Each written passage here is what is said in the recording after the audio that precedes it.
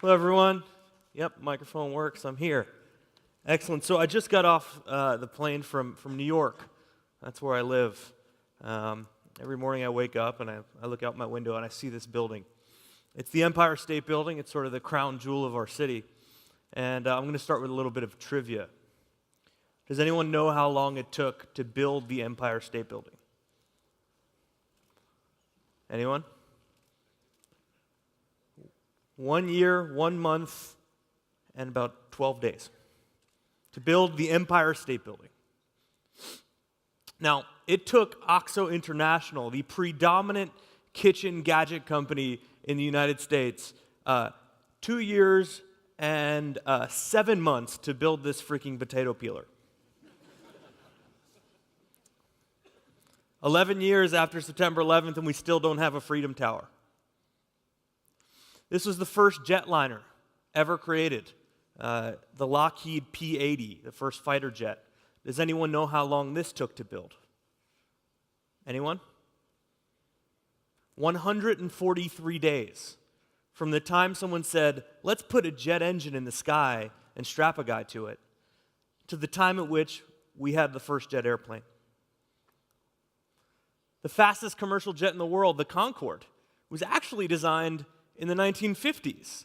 It took its first flight in the 60s. 50 years later, and it's still the fastest commercial jet out there. Yet as we sort of sit around and look around, everyone's using phones they could hold in their hands and so on and so forth. This plane, this supersonic jet, was flown completely mechanically. There were no onboard computers. What has happened to invention? It used to be something we all did. It used to be something that happened quickly. We used to push the boundaries of the people around us in order to leave the world a better place than where we found it. But now we're sort of focused on something different, I guess. We're focused on making internet websites and e-commerce companies and gamification platforms. This is a quote from the CEO of P&G about 8 weeks ago. We haven't created a new category or meaningful new brand in quite some time. This is Procter & Gamble, one of the biggest consumer product companies in the world. Guess who has? A bunch of people locked in a glass conference room in New York. In fact, we launched 3 brand new consumer products, things you can hold in your hands and drop on your feet every single week, every Tuesday at 12, Thursday at 12, and Friday at 12. My story is an important one. It's why Quirky exists. I was an inventor myself. I was a horrible, horrible student. Pretty much the worst student you could possibly be. I promise I was. Ask my parents. And I was sitting in the back of math class my senior year of high school, and the long white iPod Shuffle had just come out. And I was trying to figure out a way to listen to my iPod Shuffle without my teacher realizing that I was not listening to her. So I went home and I prototyped this product out of ribbon and gift wrap. And it was a lanyard headphone. It would sort of conceal the wires. And I showed it to my parents. Because like most inventors, I thought the only thing standing in my way, the only thing standing in the way of my product being a mass market success on the shelves of retailers all over the world was a little bit of money. So I convinced my parents to remortgage their house. I did. They remortgaged their house. They put their entire house on the line. They handed me $185,000 when I was 17 years old. And I took the next flight to China. This is all very true, promise. I took the next flight to China. About 17 and a half hours later, I quickly realized that all the things standing in my way, all the things standing in the way of my little idea becoming a huge mass market success had nothing to do with money. It had to do with the fact that invention is really, really hard. Nonetheless, I continued moving. I started a company based on that first product called Mophie. It was named after my 2 dogs, Molly and Sophie. It's true. Mophie was an Apple accessory company. We made all sorts of things. cases, clips. It's best known today for the Mophie Juice Pack, which is an iPhone case with a built-in battery in the back. It's a pretty big business at this point. But something very special happened about 8 weeks into having Mophie. I was riding a subway in New York, headphones on, and I looked to my right, and there was this woman. And I don't know who she was or where she came from, but she was wearing that product. She was wearing the product I dreamed up in high school. Oh my God, I made that, right? That is the best feeling in the world. You'll never feel more passionate about something or so proud of what a human can do when you feel an emotional and visceral reaction to the fact that what you see there would not have existed had it not been for you and your team. I realized that why I was feeling that wasn't because I was a particularly good inventor, or it wasn't because I had better ideas than anyone else. It was because I had crazy parents, right? It was because all of these circumstances and all of this luck somehow fell onto me. And I realized that the best ideas in the world aren't in the world. They're stuck in people's heads. That was the aha moment. That was the moment I knew I had to do something. You see, we're all inventors. But at some point, the world is sort of set up in a way in which we have to stop, right? Regardless of whether or not you're this crazy uncle or scientist or a rambunctious kid with a tinfoil jetpack, at some point, we stop. We stop because that is what the world expects us to do.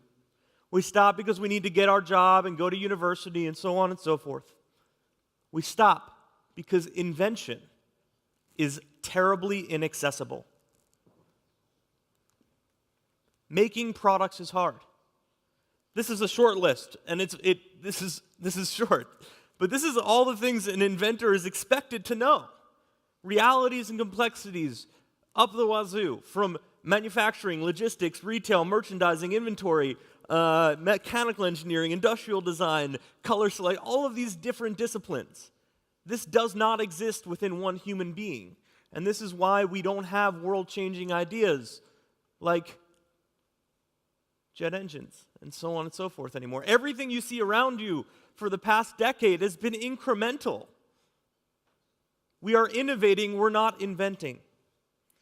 Quirky started with a very simple premise. We tried to make our mission statement as few words as possible, and we got down to 3 words. Make invention accessible. Make it possible for all people, regardless of their luck or their circumstance or their pedigree or where they live, to bring great ideas out into the world. We do this by leveraging 3 distinct groups of people.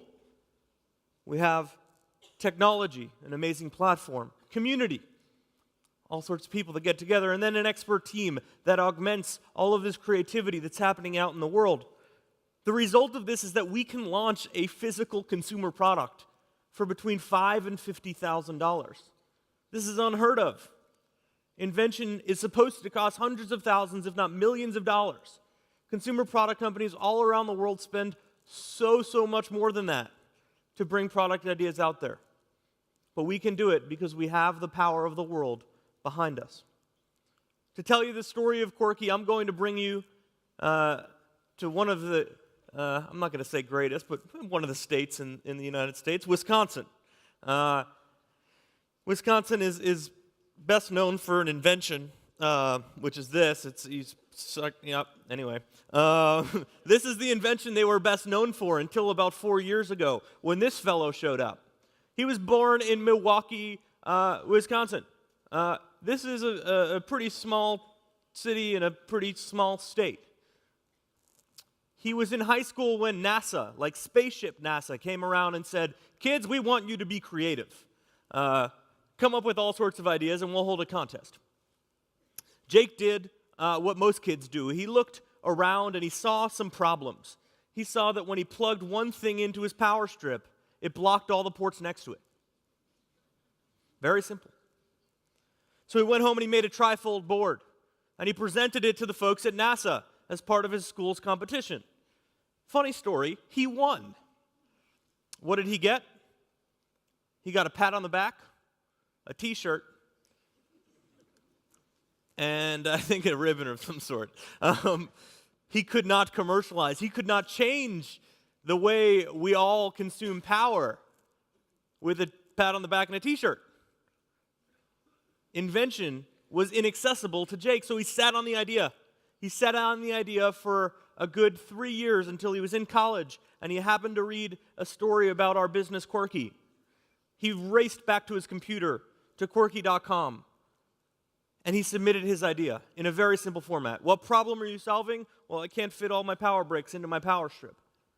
How are you intending to solve it? I want it to be flexible. And so on and so forth. That idea immediately went up on Quirky.com, where people come on a consistent basis to vote and rate and comment and enhance and refine the world's ideas. All of this leading up to Thursday afternoon. Every Thursday at 7 p.m. in New York, we live stream this amazing idea debate. We look at the top ideas on a weekly basis, and we crown between 2 and 5 brand new inventors every single Thursday night, based upon the pulse of the world.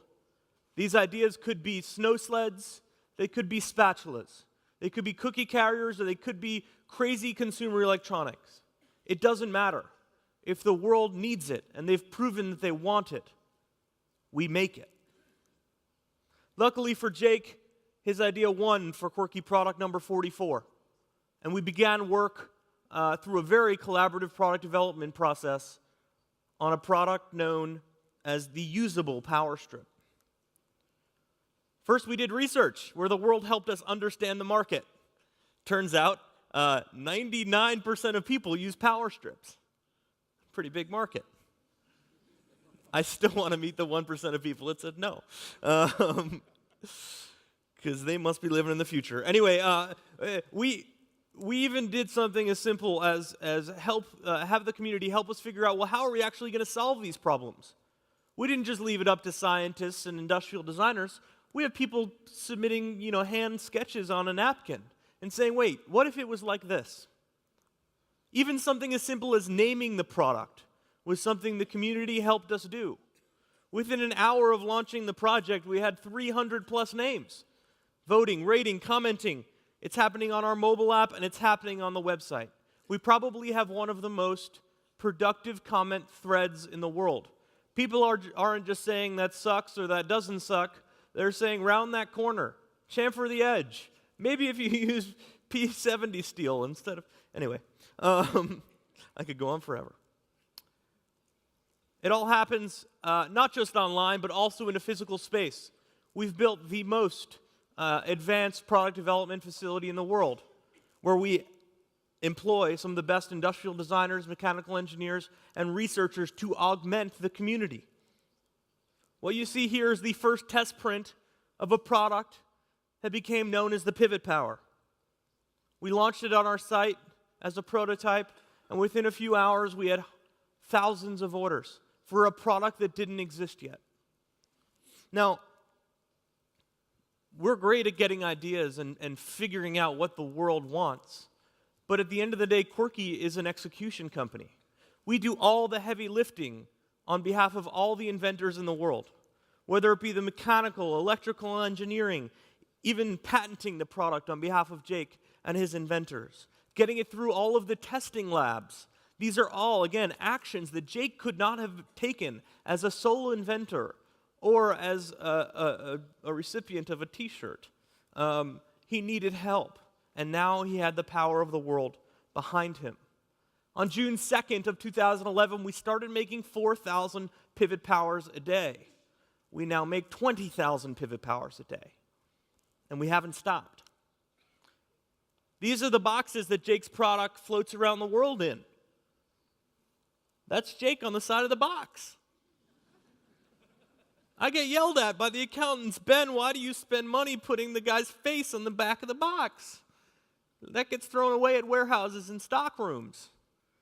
The answer is simple. I want the delivery man to know that he too can be an inventor. If this goofy kid from Wisconsin could do it, so could you. This is the Pivot Power packaging. Again, Jake's photo on the back of the box. It's all about him. He's our hero. The products can be found at some of the best retailers in the United States and actually here in Europe too. Just don't have a slide for that. Retail displays, fixturing. This is all Jake's story. We made the product because the world said they wanted it. Clicking. Oh, that's Jake in April of 2011. He made $28,000 that day. This pisses me off every time I say it, but no, I'm not. It actually makes me very proud. Jake's going to make around $600,000 US this year, just on royalties, just this year. Next year he'll make over $1 million. He's 22. That's Jake. That's one product. That's just one product. That's Pivot Power. But remember, we launch 3 brand new products every single week. We'll sell over 1 million Pivot Powers every just this year. 1 million Pivot Powers this year, and probably 2 or 3 times that many next year. Quirky's about rinse and repeat, so we do that whole process I just told you, Jake, about 3 times every single week. So what does this all mean? What does Quirky represent? Let's go back to that subway ride when I felt that best feeling ever. Oh my God, I made that. That feeling used to be in the hands of just a few people. Scientists, mechanical engineers, etc.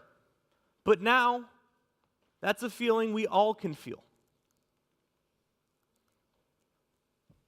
Please read this for just 1 second. I opened up the Target ad. Target's a big retailer in the US. And lo and behold, there are 2 products I helped create. Way to go, Quirky. Now, what Trevor Johnson's saying is, I made that. Now, here's the cool part. I have no idea who Trevor Johnson is. I've never met him in my life. But he feels ownership over our products. So he's an evangelist. He speaks of the Quirky brand, and he feels like he made that. He feels empowered as an individual, and he knows that if he has a great world-changing idea, it can be out there. So how did this happen? It happens because we've developed an incredible reward system. We call it the influence engine. Throughout the entire course of developing a consumer product on Quirky, our platform keeps track, down to a fraction of a percent, of how impactful each and every community member's work was over the successful development of a product. So I know you were 1.3% influential because you helped pick the colors. It was your idea, so you were 34% influential initially. You might have told your friend about it. You might have helped me pick a name. All of these things are individual actions. Our average product at this point is owned by over 1,000 people. Get this. Every time 1 unit of a product sells, 1 customer walks up to a shelf, takes a box off, 1,000 people plus get paid. This is the instruction manual for the Pivot Power, okay? As soon as you open up the box and it tells you how not to burn your house down when you use it, there are the names of thousands of people that helped create it. It wasn't just Jake. This isn't just Jake's story. It's the story of the world coming together to bring invention out there. If you log into your account on Quirky, you can see little micropayments come in by the minute as their sell-through at some of the best retailers in the world. What I'm showing you here isn't a stock portfolio. It's an intellectual property portfolio that monetizes in real time. People's ideas become money right in front of their eyes. The second thing that this means is that the boardroom is dead. Consumer products, the products we all sell and enjoy, most of them were baked in a boardroom. And there's a reason why people are occupying Wall Street and doing all the things that they do. It's because people don't understand business. They think that it's just a bunch of business people in a conference room saying, hell yeah, we just made money off those guys. They think that all businesses care about is money, but that's not true. The businesses of the future care about customers. The businesses of the future involve customers. So the boardroom is dead, long live the living room. The ideas aren't going to come from a meeting that ends in a high five. They're going to come from a place like this. Just get used to it. It's going to happen. This is one of our inventors, Andrea Zabinski. Again, Pittsburgh, Pennsylvania. She doesn't look like an inventor. We never knew sort of anything about her, but she invented one of the most beautiful kitchenware items of the year. Now, I want to end with one more caveat. Community at large. If you just took the entire world and sort of blended them all together, it's going to always look like this. This is what community looks like. We're always going to need professionals. We're always going to need experts. Quirky works because it's not just crowdsourcing ideas. It's not just pulling from the world. It's a conversation. It's experts sitting with creative people. It's experts sitting with average customers. It's all of these things coming together to push the world forward. Community plus technology plus expert team. That's what proper product development looks like. So we all invent, and my message to all of you guys is that it's time to do it together. Because no one person, no lone inventor can be as successful as they should be. This is one more anecdote. I started with the Empire State Building. 100 years of progress. Imagine the world you would live in 100 years from now. Just quickly, everyone got it? Picture in your head? 1909, Henry Ford and the Model T. One of the best inventions ever created. 1909. The Model T was an automobile. It was black, came in black. It got 17 miles per gallon of gasoline. And it was a Ford, obviously. If you fast forward 100 years, guess what the best-selling car in America was? It was a Ford. It was black. And it got 16 miles per gallon instead of 17. That's 100 years of progress. Again, something's wrong here. 100 days at Quirky is completely different. Inventor in Atlanta says, I want to reinvent modular storage. Everyone in my dorm room is using a milk crate for everything other than storing milk. So I want to make it into a beautiful furniture system. We got the community together. We found a tool shop in New Jersey. We found a molder in Vermont. And less than 100 days later, we had the most beautiful modular furniture system on sale at Target stores around the country. In 100 days, this product went from $0 to $1 million in 4 days. And Jenny, the inventor on the left, and her modular furniture system is now out in the world and is becoming one of the biggest decorative items in young people's houses today. In 100 days, from submission to a website to on to retail shelves. Quirky works because of one quote. It's from another awesome Benjamin. If you tell me something, I'll forget. I'm just going to forget. You just told me something, I'm on my way, I'm going to forget it. If you show me, I might remember. I'm going to make a visual connection to it. I'm going to say, okay, well, I might remember what you just showed me. But if you involve me, I will truly understand. I'll understand why your product costs what it costs. I'll understand why this product is designed the way it's designed. And nothing will be left up to debate. They'll feel ownership over the brand, and even if you made decisions that they didn't support, they'll understand, they'll understand why you did. That's from Benjamin Franklin. That's all I got. Thank you.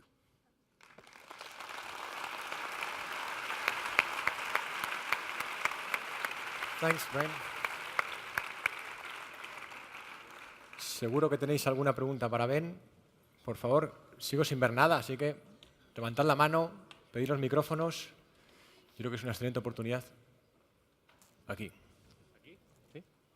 Thank you, Ben.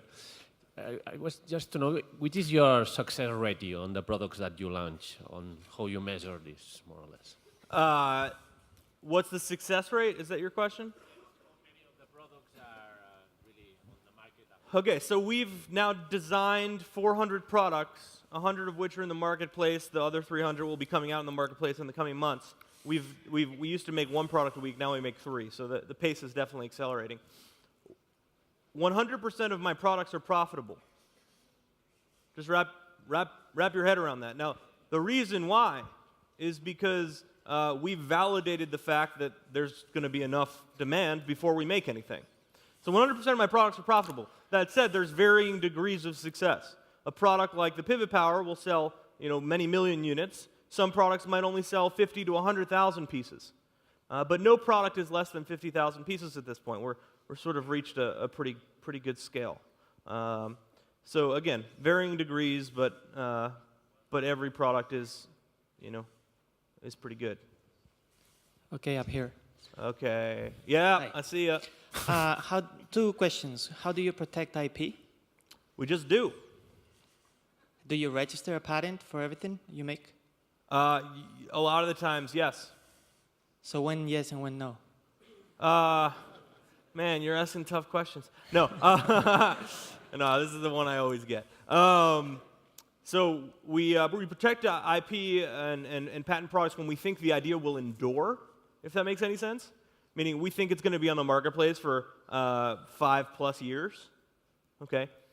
When products we don't think will be in the marketplace for that long, we rely on one simple tactic: better and faster. All right, and the second question was, what are the limitations of the type of products you develop? No limitations. If you figured out how to make a jetpack, I'm your man, dude. I'll help you manufacture it. All right, thank you. All right. ¿Más preguntas? Sí, por aquí. Yeah, hi. I wanted to ask you if you have any links with universities and if any research institutes such as MIT or whatever contact you, and if you have a quality process in place for all the products. We do have pretty rigorous quality program in place. It happens both in the design and development phases as well as in the manufacturing phases. One of the great things we do is actually we rely on the community for a lot of product testing. So the first 100 or 1,000 units that we'll actually produce off-tool samples of, we'll actually ship them to our community members to bang on for a couple weeks or a month or so, give us feedback, and we need that as a final checkpoint before we actually go into mass production. So we leverage the community for that as well. As for universities, we have some cool stuff that we're working on where we actually direct link into the intellectual property offices of some of the best universities in the world. Sí, por aquí. Oh, Jesus. Hi, Ben. Hi. I am an inventor. Okay. Yes, but I don't speak English. I need my. I'm helping him. Okay. Okay. So he has got two questions. The first one is if there's been conflicts sometime publishing a new idea in Quirky between inventors. That's the first one. And the second one is if how many of the 205,000 or more than the 205,000 inventors in Quirky are Spanish? I don't know the number of our users that are from Spain, but we're getting close to 500,000 inventors now, so that number's a little outdated. But to answer your previous question, our company is completely and utterly transparent. We are more transparent than a publicly traded company in the US. You can go on our website, click on a product, and see the units that are sold per day. You can see how much money we've made on the product. You can see how much each inventor and influencer has made on a product. Now that happens when a product's on sale, but it also happens in the entire design and development phases. And the result of that is there are very few, if any, disputes, because throughout the entire process, everyone feels comfortable because of the transparency that we provide them with. Thank you. Over there. Creo que hay alguna por allí, ¿no? Ahí, sí, perdona. Thank you. Hi, nice presentation, thank you. I just want to make sure how you are certain you have freedom to use. So if an inventor brings a product to you, how do you guarantee you're not open to infringement liability? Two things. Number one is community does a lot of research for us. So when ideas are first put up for evaluation, we have we call it a comp shop feature, where the community is actually going out there and searching both patents and marketed products for similar items. Okay, so the community does a little bit of work on that for us, and we understand it. And then we have a full in-house legal team that sits and right to my right and keeps me out of trouble. So full in-house team of intellectual property lawyers that is, once we decide we are going to move forward on an idea, making sure that we're doing it in a legal way. And you take care of all the costs of that, do you?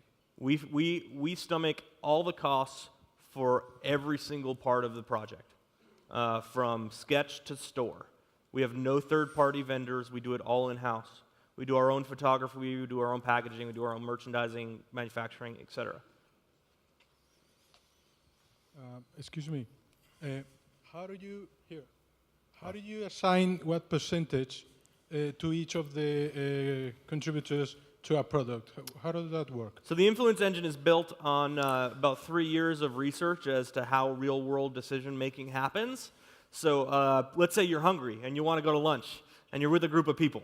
One person says, I'm hungry. That starts the decision-making process. One person says, well, it's raining outside, so I want to sort of stay into a close area. So all of a sudden, the decision pool is smaller. Then the other person might say, well, I had Italian food last night, so I don't want Italian food.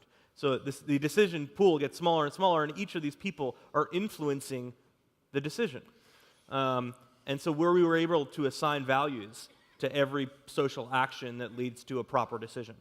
So it's based upon tons of mathematical research, which I am unqualified to speak about, because I was not listening to my teacher in math class. But it works.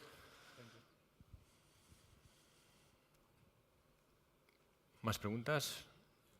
Sí, por allí.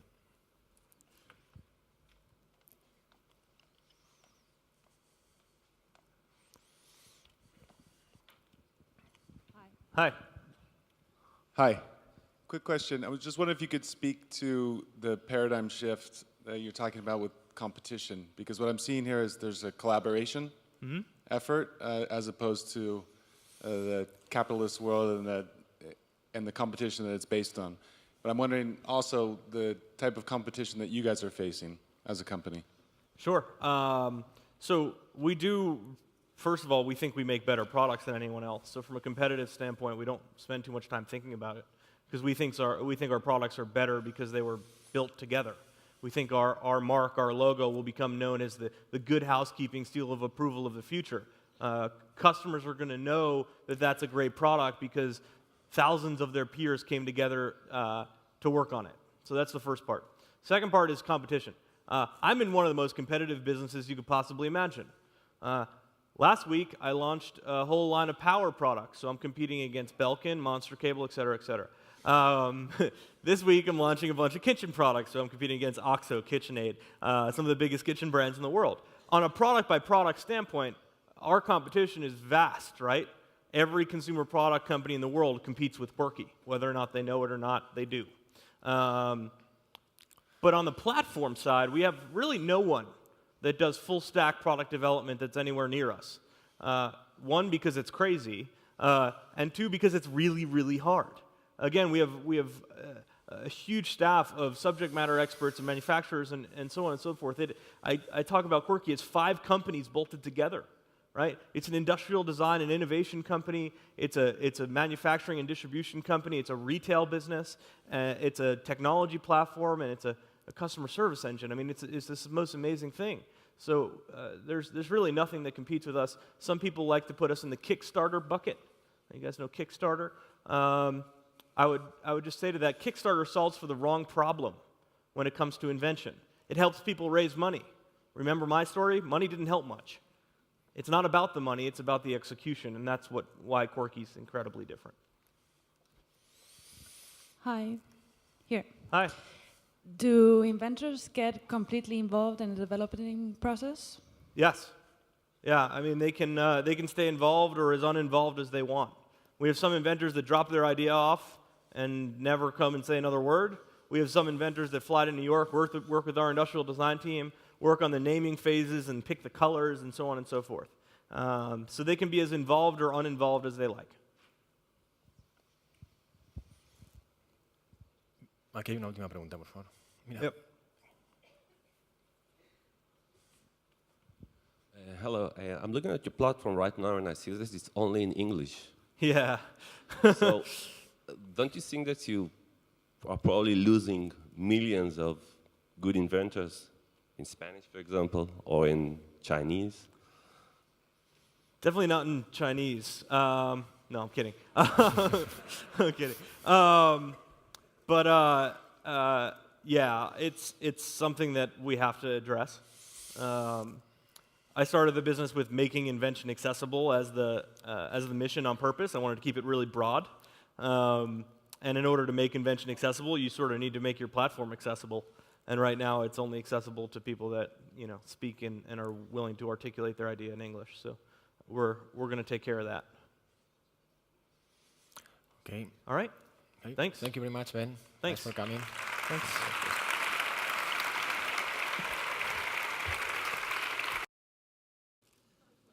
I promise I was. Ask my parents. And I was sitting in the back of math class my senior year of high school, and the long white iPod Shuffle had just come out. And I was trying to figure out a way to listen to my iPod Shuffle without my teacher realizing that I was not listening to her. So I went home and I prototyped this product out of ribbon and gift wrap. And it was a lanyard headphone. It would sort of conceal the wires. And I showed it to my parents. Because, like most inventors, I thought the only thing standing in my way, the only thing standing in the way of my product being a mass market success on the shelves of retailers all over the world was a little bit of money. 2 years and 7 months to build this freaking potato peeler.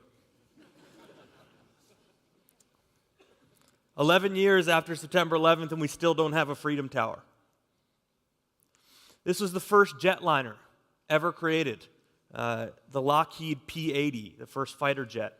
Does anyone know how long this took to build? Anyone? 143 days. From the time someone said, let's put a jet engine in the sky and strap a guy to it, to the time at which we had the first jet airplane. The fastest commercial jet in the world, the Concorde, was actually designed in the 1950s. It took its first flight in the 60s. 50 years later, and it's still the fastest commercial jet out there. Yet as we sort of sit around and look around, everyone's using phones they could hold in their hands and so on and so forth. This plane, this supersonic jet, was flown completely mechanically. There were no onboard computers. What has happened to invention? It used to be something we all did. It used to be something that happened quickly. We used to push the boundaries of the people around us in order to leave the world a better place than where we found it. But now we're sort of focused on something different, I guess. We're focused on making internet websites and e-commerce companies and gamification platforms. This is a quote from the CEO of P&G about 8 weeks ago. We haven't created a new category or meaningful new brand in quite some time. This is Procter & Gamble, one of the biggest consumer product companies in the world. Guess who has? A bunch of people locked in a glass conference room in New York. In fact, we launched 3 brand new consumer products, things you can hold in your hands and drop on your feet every single week, every Tuesday at 12, Thursday at 12, and Friday at 12. My story is an important one. It's why Quirky exists. I was an inventor myself. I was a horrible, horrible student. Pretty much the worst student you could possibly be. Hello, everyone. Yep, microphone works. I'm here. Excellent. So I just got off the plane from New York. That's where I live. Every morning I wake up and I look out my window and I see this building. It's the Empire State Building. It's sort of the crown jewel of our city. And I'm going to start with a little bit of trivia. Does anyone know how long it took to build the Empire State Building? Anyone? 1 year, 1 month, and about 12 days. to build the Empire State Building. Now, it took OXO International, the predominant kitchen gadget company in the United States,